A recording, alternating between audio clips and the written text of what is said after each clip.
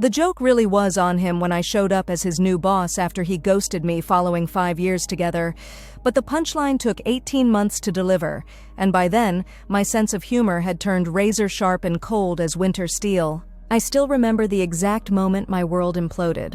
December 15th, 3:47 in the afternoon, sitting in my car outside the coffee shop where we'd had our first date, staring at my phone screen like it might suddenly sprout explanations. The text I'd sent him that morning, a simple "Can we talk about Christmas plans?" showed as read at 9:23 a.m. The one from yesterday asking if he was okay sat there with its little blue check marks, mocking me. The one from 3 days ago about dinner reservations? Also read, also ignored. My hands shook as I scrolled through our message history, looking for clues I'd missed, signs that this was coming.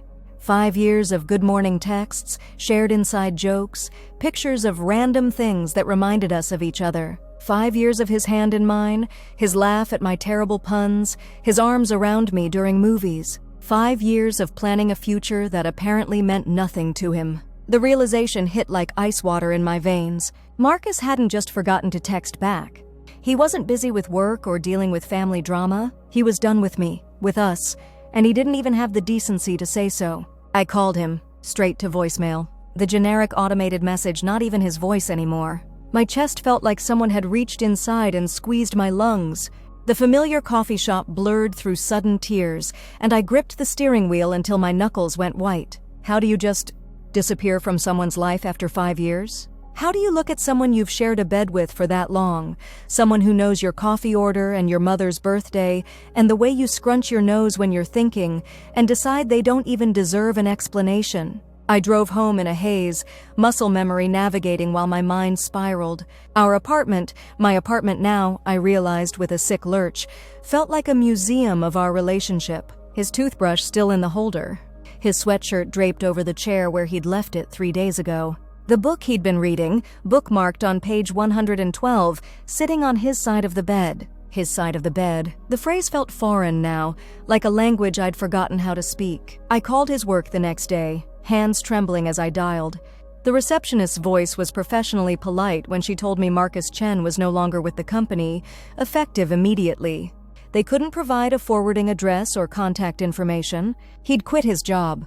He'd quit his job and vanished from my life like I was some casual hookup he was discarding, not the woman who'd held his hand in the hospital when his father had his heart attack, who'd celebrated every promotion and weathered every crisis with him. The next weeks passed in a fog of alternating numbness and rage. I'd wake up reaching for him, my hand finding empty sheets still smooth and cold. I'd catch myself buying his favorite yogurt at the grocery store, cooking for 2 out of habit, saving funny memes to send him before remembering he was gone. My friends tried to help, offering the usual platitudes. He wasn't worth it. I was better off without him. It was his loss. But none of them understood the peculiar cruelty of being ghosted by someone who'd shared 5 years of your life. There was no closure, no final fight, no moment where you could argue your case or understand what went wrong. Just nothing. A 5-year relationship ending not with a bang, but with red receipts and silence. I threw myself into work with manic intensity, staying late every night, volunteering for every project. My boss, Sarah, noticed my sudden availability and started piling on more responsibilities. Marketing campaigns, client presentations, strategic planning meetings. I welcomed the distraction, the way complex problems could occupy my mind so completely that I didn't have space to think about Marcus. 3 months after he vanished, I finally packed up his things. His books, his clothes, the little ceramic mug he'd bought on our trip to Portland. I boxed it all up methodically, each item a small knife twist in my chest. I didn't throw anything away, I couldn't bring myself to, but I sealed the boxes and put them in storage, like evidence of a crime I couldn't quite name. That night, I sat on my couch with a glass of wine and did something I'd been avoiding. I looked him up online. His LinkedIn profile had been updated. New job, new city. Senior marketing director at Hartwell & Associates, located downtown, ironically only 15 minutes from my office. He'd moved here, to my city, and started a new life like our 5 years together had never happened. The profile picture was new too. He looked good, professionally polished in a way that felt unfamiliar. I scrolled through his recent activity, my stomach churning as I read his posts about exciting new opportunities and fresh starts. No mention of endings, of relationships left behind, of explanations owed. I closed the laptop and sat in the dark, something hard and cold crystallizing in my chest. Not just hurt anymore, but something sharper. Something that whispered that maybe Marcus had taught me a valuable lesson about how the world really worked, that some people could take what they wanted and walk away without consequences, leaving others to pick up the pieces. But what if that wasn't how it had to end? The thought came quietly, almost innocently. What if the universe had simply given me an opportunity I hadn't recognized yet? I opened my laptop again and looked at my own LinkedIn profile. Senior Marketing Manager at Brennan Strategic Solutions, with 5 years of experience and a portfolio of successful campaigns. I thought about Sarah's recent hints about expansion, about the new positions opening up as the company grew. I thought about my work ethic, my results, my sudden availability for every challenging project. I thought about Marcus, 15 minutes away, probably confident he'd escaped his old life without a trace. And for the first time since December 15th, I smiled. The next 18 months passed in a blur of strategic planning that had nothing to do with marketing campaigns. I threw myself into becoming indispensable at Brennan Strategic, but now it wasn't just about distraction. Every late night, every successful presentation, every client relationship I built was an investment in a future Marcus couldn't see coming. I networked relentlessly, attending industry events and conferences. I studied our competitors, including Hartwell and Associates, learning everything I could about their structure, their clients, their weaknesses. I discovered that Hartwell was struggling with retention issues, bleeding clients to more agile agencies like Brennan. Their reputation was solid but stagnant, built on old relationships that were slowly dissolving. Most importantly, I discovered that Marcus was good at his job but not exceptional. His campaigns were competent but safe, lacking the innovation that modern clients demanded. He was coasting on the same skills that had gotten him hired, while I was evolving, growing, becoming someone new, someone dangerous. I started dropping strategic hints to Sarah about expansion opportunities, about how we could capitalize on the market gaps left by our competitors' complacency. I volunteered to research acquisition targets, merger possibilities, ways to accelerate our growth. Sarah ate it up, impressed by my strategic thinking and business acumen. The idea formed slowly, like a photograph developing in solution. What if Brennan didn't just grow organically? What if we acquired a struggling competitor, absorbing their client base and streamlining their operations? What if I positioned myself as the perfect candidate to lead that integration? I worked harder than I'd ever worked in my life, driven by a purpose that felt intoxicating after months of aimless grief.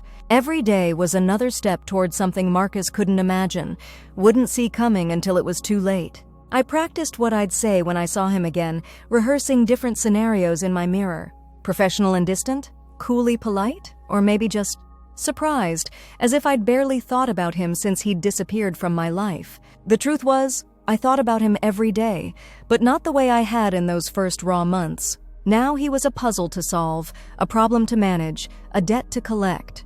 The Marcus who'd held me and loved me, or pretended to, was gone. In his place was a target, someone who'd taught me exactly how little mercy the world offered and how much satisfaction there could be in returning that lesson with interest. When Sarah announced the Hartwell acquisition in a closed-door meeting with the senior staff, I had to bite my lip to keep from grinning. My research had been thorough, my recommendations persuasive, my timing perfect. Hartwell was indeed struggling, their board was open to offers, and Brennan was in the perfect position to snap them up at a discount. Better yet, Sarah had already decided who would lead the integration process. My 18 months of strategic positioning had paid off.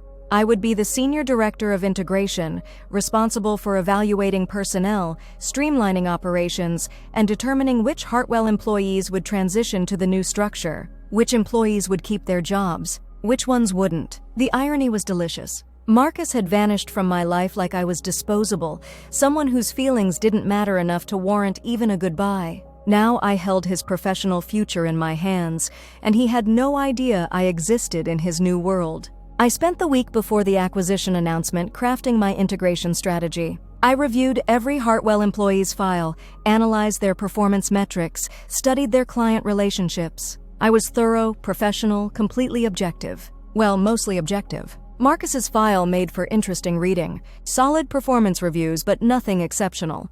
A few client complaints about lack of innovation. Some pushback from his team about his management style. Nothing damaging enough to justify termination on its own, but certainly not the kind of record that would make him indispensable during a restructuring. I made my lists carefully. Essential personnel who would transition seamlessly. Redundant positions that could be eliminated. Problem employees who were more trouble than they were worth. And then there was the middle category, competent but replaceable staff who might stay or might go, depending on how the integration unfolded. Marcus's name sat firmly in that middle category, perfectly positioned for whatever outcome I decided he deserved.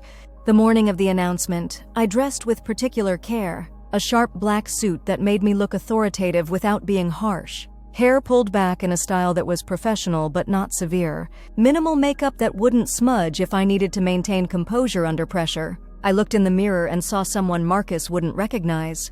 The woman he'd known had been softer, more accommodating, content to let him take the lead in our relationship. The woman staring back at me was harder, more focused, someone who'd learned to take what she wanted without asking permission, someone who'd learned his lessons well. The acquisition was announced at 10 a.m. By 10:30, I was walking through the Hartwell offices with Sarah and the transition team, introducing myself to staff and beginning the evaluation process. My heart hammered against my ribs, but my voice stayed steady as I explained the integration timeline and what employees could expect in the coming weeks. I saved Marcus's department for last. He was in his office when I knocked, bent over his computer with the focused expression I remembered from our quiet mornings together. For a moment, seeing him again was like touching a live wire.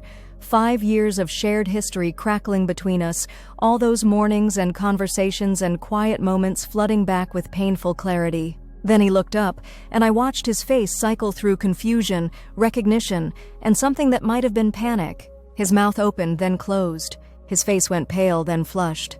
He looked exactly like what he was, someone who'd been caught completely off guard by a past he'd thought he'd successfully escaped. I let the silence stretch for a long moment, savoring his discomfort. When I finally spoke, my voice was professional, pleasant, completely composed. "Good morning, Marcus. I'm Sarah Chen, Senior Director of Integration for Brennan Strategic. I'll be overseeing your department's transition process." I'd changed my name back to my maiden name after he'd left, but he didn't need to know that detail just yet. Let him wonder if I'd gotten married, moved on, become someone new while he was busy running away from our old life. His voice came out as a croak. "Sarah, what are you doing here?" My smile was perfectly professional, with just a hint of confusion. "I'm sorry, do we know each other? I don't believe we've been introduced." The lie came easily, smoothly, and I watched him struggle with it. Did I really not remember him, or was I playing some kind of game? His eyes searched my face for clues, finding nothing but polite professional interest. He stopped, swallowed, tried again. "I think we might have met before, socially." "Oh, that's possible."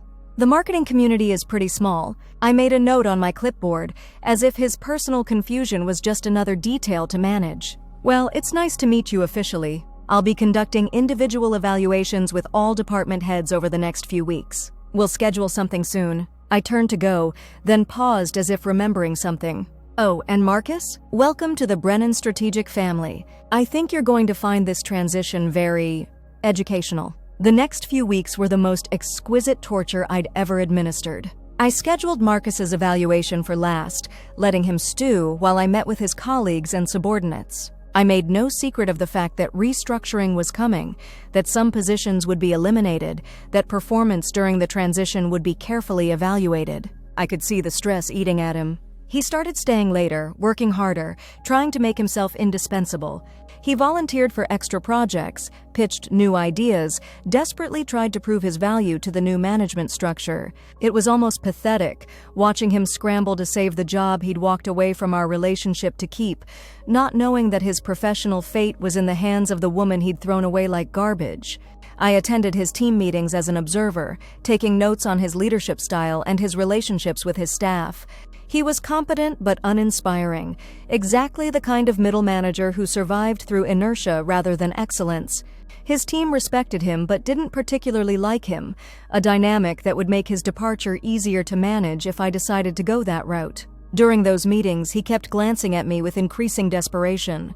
Sometimes I caught him staring, his eyes searching my face for some sign of recognition, some acknowledgement of our shared history. I gave him nothing but professional attention, the same polite interest I showed everyone else. The not knowing was killing him. I could see it in the tension around his eyes, the way his hands shook slightly when he thought no one was looking. He couldn't ask directly without revealing our connection, but he couldn't stop wondering whether I truly didn't remember him or whether I was playing a much deeper game. I was playing a much deeper game. His individual evaluation was scheduled for a Friday afternoon, the day before a long weekend. I'd timed it deliberately.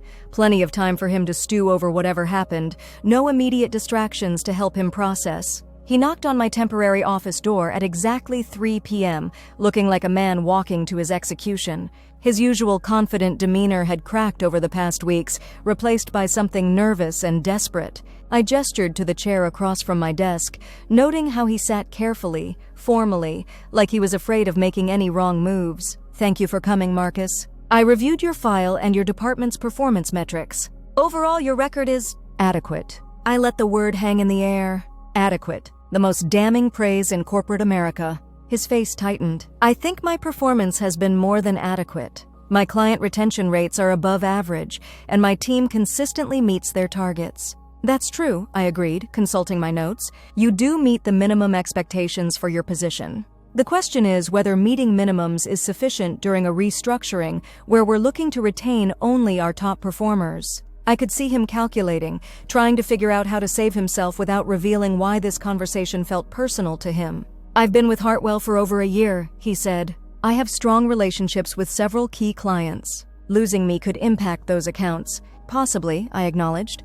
"Though our analysis suggests most client relationships transfer successfully during acquisitions, especially when the new account management is superior to what they're replacing." The implication was clear. He was replaceable. His composure finally cracked. "Look, I don't know what game you're playing here, but..." "Game?" I raised an eyebrow, my voice cooling. "I'm not sure what you mean, Marcus. This is a standard personnel evaluation. Are you suggesting there's some kind of personal element to this process?" He stared at me for a long moment, and I could see him wrestling with impossible choices. Admit he knew me and reveal whatever messy personal history he was trying to hide from his professional life, or stay silent and let me continue dismantling his career with surgical precision. "No," he said finally. "No, I want to make sure my contributions are being fairly evaluated." "Of course," I said smoothly. "Fairness is extremely important to me. I believe people should get exactly what they deserve, don't you?" The question was loaded with enough meaning to make him flinch, but still vague enough to maintain plausible deniability. I stood up, signaling the end of the meeting. "I'll be making my final staffing recommendations next week. You should know that this process isn't just about past performance. It's also about character, reliability, and how people handle challenging situations." I walked him to the door, noting how he moved like someone in a daze. "Oh, and Marcus," I called as he reached the hallway. "Just out of curiosity, how do you handle endings? When something isn't working out, I mean.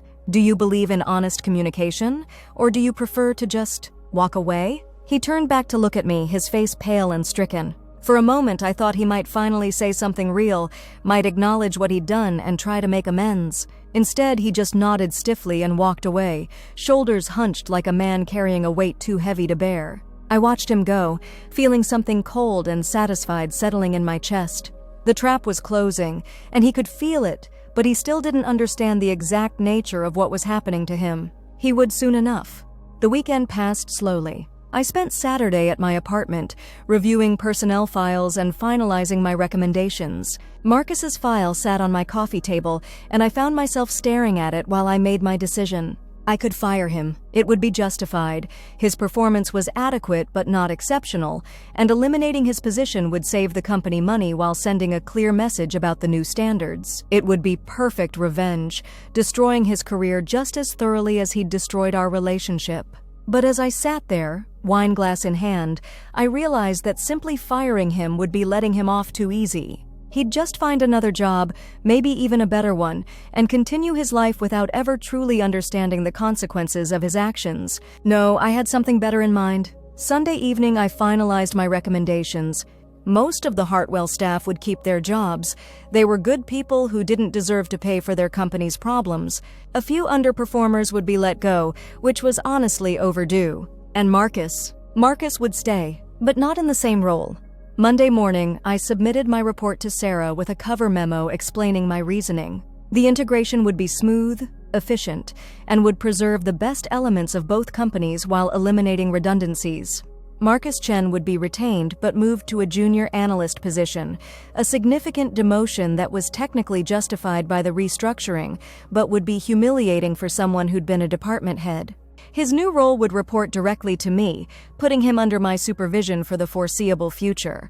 Sarah approved the recommendations without question. My analysis was thorough, my reasoning sound, my proposed solution elegant in its efficiency. The announcements went out Tuesday morning. I was in my office when Marcus appeared in my doorway, his face a mask of barely controlled fury and desperation. "I need to speak with you," he said, his voice tight with emotion. "Of course," I replied, not looking up from my computer. "Please have a seat." He closed the door behind him and sat down heavily, running his hands through his hair. "This is about us, isn't it?" he said finally. "This whole thing, the evaluation, the demotion, it's because of what happened between us." I looked up with perfectly calibrated confusion. "I'm sorry, Marcus, but I have no idea what you're talking about. What happened between us? We barely know each other." "Don't," he said sharply. "Don't play games. You know exactly who I am. We were together for 5 years. We lived together, we were planning, were we?" I interrupted, my voice still calm but with an edge of steel. "Because I have to tell you, Marcus, that doesn't sound like something I'd forget. And if we were together for 5 years, as you claim, I'd certainly remember how that relationship ended. Did it end well? With honest communication and mutual respect?" His face crumpled slightly. "No," he said quietly. "No, it didn't." I said, making a note on my pad. "How did it end?" He stared at me for a long moment, and I could see him struggling with the impossible position I'd put him in. To explain why he deserved better treatment, he'd have to admit to behavior that made him look terrible. To maintain his professional dignity, he'd have to accept consequences he felt were unfair. I made some mistakes," he said finally. "Mistakes," I repeated thoughtfully. "Such as?" "I ended things badly. I should have been more direct." "More direct," I mused. "As opposed to what? How did you actually end things?" The silence stretched between us. He couldn't say it, couldn't admit that he'd simply vanished, ghosted someone after 5 years together like she was nothing more than a casual hookup he wanted to escape. "I stopped communicating," he whispered finally. "Ah," I said, noting his choice of euphemism. "You stopped communicating. For how long?" "Forever," he said, his voice barely audible. I never spoke to her again. I set down my pen and looked at him directly for the first time since he'd entered my office. "That's not stopping communication, Marcus. That's called ghosting. And ghosting someone after 5 years together isn't a mistake. It's cruelty. It's cowardice. It's the kind of character flaw that makes me question whether someone is management material." His face went white. "You can't do this. You can't use our personal history to—" "Our personal history?" I interrupted. "Marcus, I told you, I don't know what you're talking about. But if you're claiming that you treated some woman the way you just described, then I have serious concerns about your character and judgment. Someone who would abandon a 5-year relationship without explanation is someone who might abandon their professional responsibilities the same way." "But I haven't you?" I asked. "Haven't you quit jobs suddenly? Haven't you left situations without proper notice when they became inconvenient for you?" He couldn't answer because we both knew he had. He'd quit his previous job and disappeared from our relationship at the same time, burning bridges without a backward glance. "The demotion stands," I said finally. "You'll start in your new role Monday morning. Your supervisor will provide orientation and explain your new responsibilities. I'm your supervisor now, Marcus. You'll be reporting directly to me." The realization hit him like a physical blow. Not only had he been demoted, but he'd been placed under the direct authority of the woman he'd wronged. Every day, he'd have to face me, work for me, accept my judgment and direction. "You can't," he said desperately. "There has to be some kind of conflict of interest." "Based on what?" I asked innocently. "You've claimed we have some kind of personal history, but I don't recall any such relationship. And even if we had dated briefly at some point, I'm a professional. I don't let personal feelings influence business decisions." The beauty of the trap was perfect. He couldn't file a complaint about our relationship without admitting to behavior that would make him look terrible. He couldn't claim bias without providing details that would humiliate him. And if he quit in protest, he'd just be proving that he really was the kind of person who abandoned commitments when they became difficult. He sat there for a long moment, and I could see him finally understanding the full scope of what was happening to him. This wasn't just about losing status or money.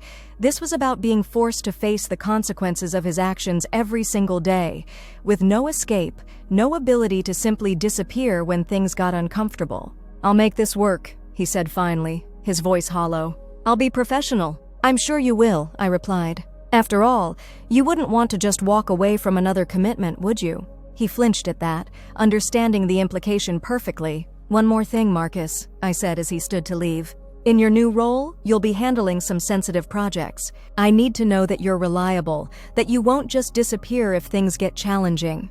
Can I count on you to see things through to completion?" "Yes," he said quietly. "You can count on me." "Good," I said, smiling for the first time since he'd entered my office, because I'd hate to be disappointed again. The next few months were exquisite. Every morning, Marcus had to walk into my office for our daily check-in, where I reviewed his work and provided guidance on his projects. Every meeting, every interaction, was a reminder of exactly how their roles had reversed. I was scrupulously professional, never crossing the line into obvious personal vindictiveness, but I made sure he understood exactly who held the power now.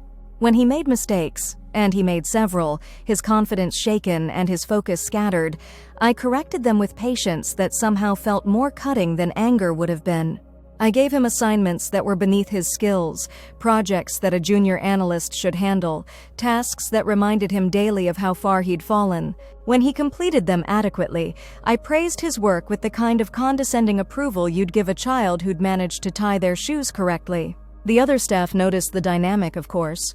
Marcus had gone from being a department head to being my assistant, essentially, and everyone could see how the change had affected him. He looked tired, stressed, diminished. Some people felt sorry for him, but most just accepted it as part of the corporate restructuring. After all, these things happened during acquisitions. People got demoted, repositioned, forced to adapt to new realities. It was just business. But Marcus knew it wasn't just business. Every interaction with me was loaded with subtext, every professional request carrying the weight of personal history. I'd make comments about reliability and communication and following through on commitments, always in the context of work, but clearly referencing something deeper. The psychological pressure was immense, and I could see it wearing on him. He started making more mistakes, missing deadlines, forgetting details. His work quality declined, which gave me legitimate reasons for additional oversight and correction. It was a perfect feedback loop. The stress of working under me made him perform worse, which justified treating him like the incompetent employee he was becoming, which increased his stress and made him perform even worse. 3 months into his new role, he finally broke.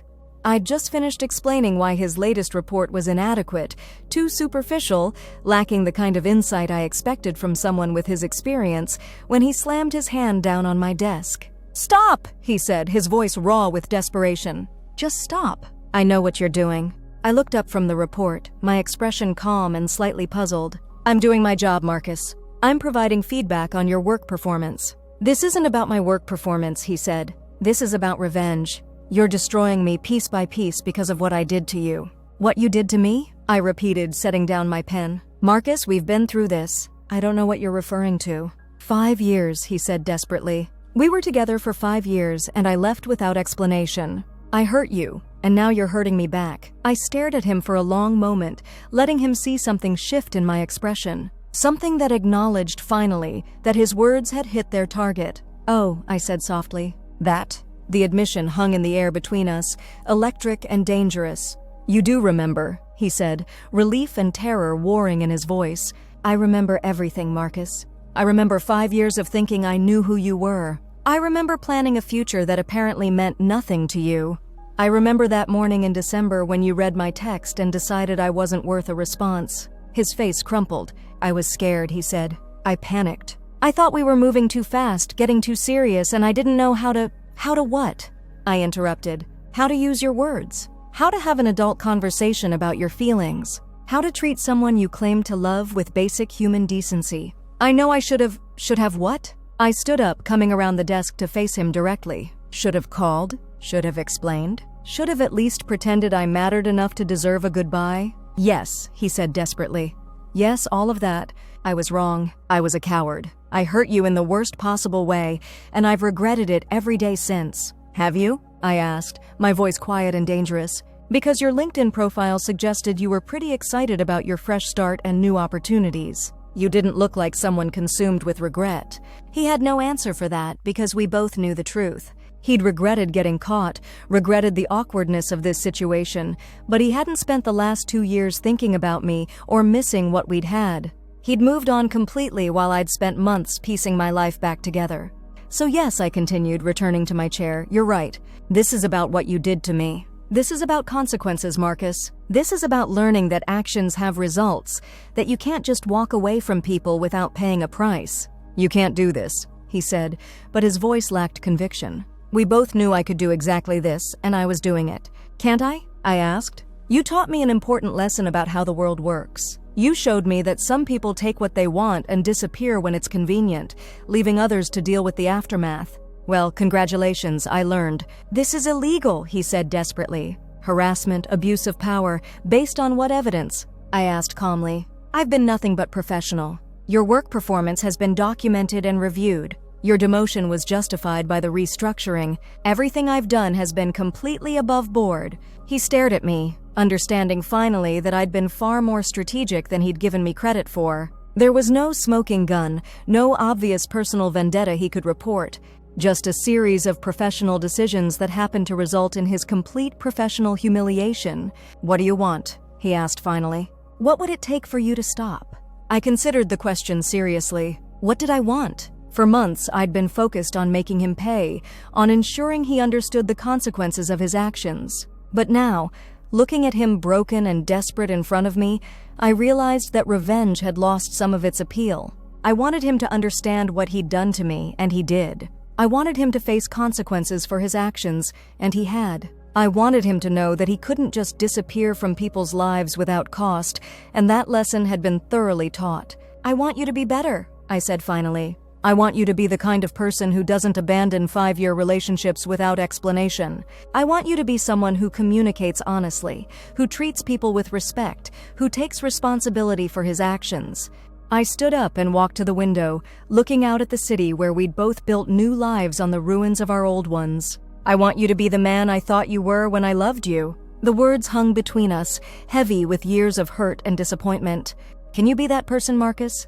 He was quiet for a long time, and when he finally spoke, his voice was different, smaller, but somehow more real than it had been in months. I don't know, he said. I want to be better than what I was. Then prove it, I said, turning back to face him. Not to me. I don't need your apologies or your promises. Prove it to yourself. Prove it to the next person you love. Learn from this and be better. I walked back to my desk and picked up his report. Your analysis of the Morrison account is incomplete, I said, my voice returning to its professional tone. I need you to dig deeper into their purchasing patterns and provide recommendations for retention strategies. I want it on my desk by Thursday. He stared at me, confused by the sudden shift back to business. Are we okay? He asked. We're never going to be okay, Marcus, I said honestly. What you did to me broke something that can't be fixed. But we can be professional. We can work together. You can do your job and do it well, and I can be a fair supervisor who judges you on your performance, not our history. And if you prove that you've learned something from this experience, if you show me that you're capable of growth and change, then maybe someday we can even be civil. I sat down and opened his file, signaling that our personal conversation was over. Thursday, Marcus. Don't make me wait. He nodded and turned to leave, then paused at the door. For what it's worth, he said quietly, I am sorry. Truly sorry. Not just for getting caught, but for what I did to you. You deserve so much better. Yes, I said without looking up. I did. After he left, I sat at my desk for a long time, staring at the report that had started our confrontation. The revenge I'd planned for 18 months had finally been completed, but it felt different than I'd expected. Less triumphant, more hollow. I'd gotten what I wanted. Marcus understood what he'd done to me. He'd faced consequences for his actions. He'd been forced to confront the kind of person he'd been and hopefully learn to be better. But I'd also become someone I wasn't sure I recognized. Someone calculating and cold, someone who could systematically destroy another person's professional life with surgical precision. Someone who'd learned Marcus's lessons about power and consequences and applied them with ruthless efficiency. The woman who'd loved him for 5 years wouldn't have been capable of this kind of sustained vindictiveness. But then, the man who'd loved me wouldn't have been capable of disappearing without a word either. We'd both become different people, shaped by the end of our relationship in ways neither of us had anticipated. Over the following weeks, something shifted between us. Marcus threw himself into his work with renewed focus, as if channeling his guilt and stress into professional competence. His reports improved, his attention to detail sharpened, his communication became clearer and more direct. More importantly, I watched him interact with other staff members, junior analysts, administrative assistants, people with less power than he had, and saw him treating them with a respect and consideration that felt genuine. He thanked people for their help, included others in decisions that affected them, communicated clearly about expectations and timelines. He was learning, I realized. Actually learning, not just trying to survive until he could escape to somewhere more comfortable. During our weekly check-ins, our conversations became more genuinely professional and less loaded with personal subtext. I found myself giving him more complex assignments, trusting him with client relationships that actually mattered. His confidence began to return, but it was different now, less arrogant, more grounded in actual competence than in assumption. 4 months after our confrontation, he knocked on my office door with a proposal that surprised me. "I've been thinking about the retention issues we've been having with smaller clients," he said, setting a presentation folder on my desk. "I think there's an opportunity to create a more personalized service model that could differentiate us from larger agencies." I flipped through his proposal, impressed despite myself. It was thoughtful, well-researched, and addressed a real problem I'd been struggling to solve. "This is good work," I said, and meant it. "How long have you been working on this?" "A few weeks," he replied. "I know my role doesn't typically include strategic planning, but I thought, your role includes whatever I think you're capable of handling," I interrupted. "And if this proposal is as solid as it looks, you're capable of handling more than I've been giving you." I looked up at him, seeing something I hadn't noticed before. The desperate, stressed man who'd broken down in my office months ago was gone, replaced by someone more focused and purposeful. "I want you to present this to the senior team next week," I said. "If they approve it, you'll lead the implementation." His face lit up with genuine excitement, not just relief at being given more responsibility, but actual enthusiasm for the work itself. "Thank you," he said. "I won't let you down." The words echoed with unintended significance. He'd let me down before in the most personal way possible, but this time he was making a promise about something different. Something professional, where trust could be rebuilt incrementally through consistent action rather than grand gestures. "Don't let yourself down," I corrected. "This is your opportunity to show what you're capable of when you commit to something and see it through." The presentation went well. The senior team approved his proposal, and Marcus threw himself into the implementation with an energy and dedication I remembered from our early days together, when he'd get excited about new projects and work late into the night refining details. But this time, I wasn't there to bring him coffee and listen to his ideas. This time, I was his supervisor, evaluating his progress and providing guidance when needed. The dynamic was entirely different, but somehow it worked. Over the next several months, Marcus's client retention program exceeded every projection. Smaller accounts that had been hemorrhaging to competitors suddenly became loyal, enthusiastic advocates for our services. His success earned him recognition from upper management and respect from colleagues who'd initially seen his demotion as evidence of incompetence. More importantly, it earned him something he'd lost when our relationship ended: self-respect. I watched him rebuild his professional reputation through actual achievement rather than politics or charm, and found myself feeling something I hadn't expected: pride. Not personal pride, not the satisfaction of seeing someone I'd loved succeed, but professional pride in having helped develop a talented employee. One evening, as I was preparing to leave the office, Marcus knocked on my door.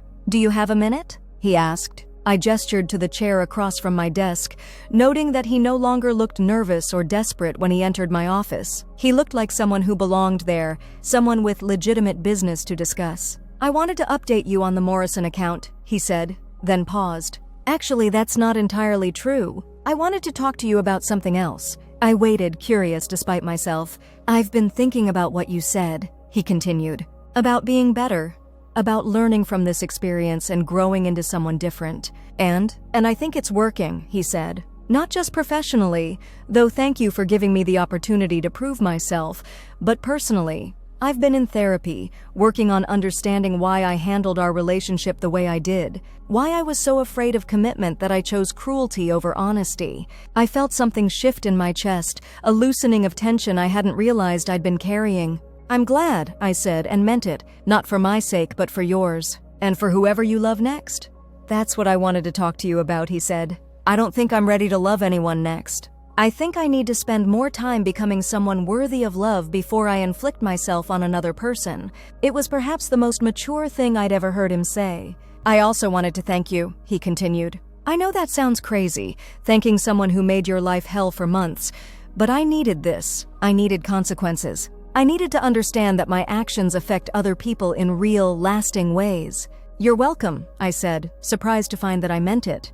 "Though I hope you understand that what I did to you, the systematic undermining, the psychological pressure, that wasn't healthy either. I became someone I didn't recognize, someone capable of sustained cruelty. We both learned things we needed to know," he said. "Maybe not in the healthiest way, but sometimes the lessons we need most come in uncomfortable packages." We sat in comfortable silence for a moment, two people who'd hurt each other badly and somehow found a way to grow from the damage. "So what happens now?" he asked. "Now you do your job and you do it well. I supervise your work and judge it fairly. We're professional colleagues who happen to have a complicated history, but who've both learned to separate personal feelings from professional responsibilities." I paused, considering my next words carefully. "And maybe, eventually, we become the kind of people who can wish each other well without wanting anything in return."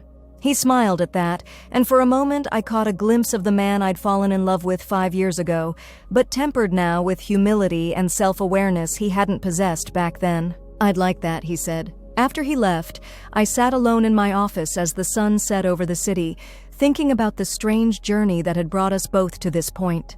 The woman who'd been devastated by his abandonment was gone, replaced by someone stronger but also harder. The man who'd run away from commitment had been replaced by someone willing to face consequences and do the work of becoming better. We were both different people now, shaped by the end of our relationship and the bizarre professional reunion that had followed. Neither of us was the same person who'd loved and been loved 5 years ago. But maybe, I thought as I packed up my things to go home, maybe that wasn't entirely a bad thing. Maybe some relationships end not with closure but with transformation, not with forgiveness but with growth. Maybe some forms of revenge are actually forms of education, teaching lessons that couldn't be learned any other way. And maybe, sometimes, the best way to win is to help your enemy become someone worthy of having been loved by you in the first place. The joke really had been on him when I'd shown up as his new boss. But the punchline, I realize now, wasn't his destruction. It was his redemption. And perhaps in some strange way, mine as well.